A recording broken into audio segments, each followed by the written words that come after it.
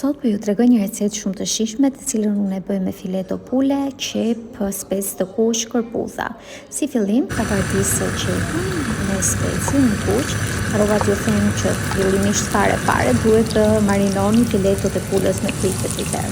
Dhe pasi ato i lëm që të marinohen, atëherë filloj të bardisë qepën me specin e kuq.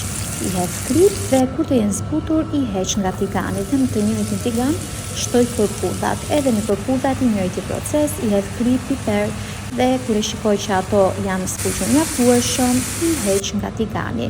Në të njëjtin tigan shtoj pak gjalp dhe filloj pastaj të skuq filetot e pulës nga të dyja anët.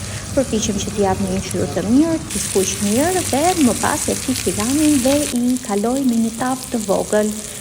I shtoj brenda filetot e pulës dhe të gjitha ingredientet e tjerë që i skuqa paraprakisht. Pra qepën me specin e kuq, i shtoj gjithashtu edhe kërpudhat, përpiqem t'i hap në mënyrë të njëtrajtshme, në mënyrë që e gjithë tava të jetë plot dhe lart i hedh pana për kuzhinën edhe përpiqem edhe panën gjithashtu që ta hap me një piru në mënyrë të njëtrajtshme në të gjithë tavën.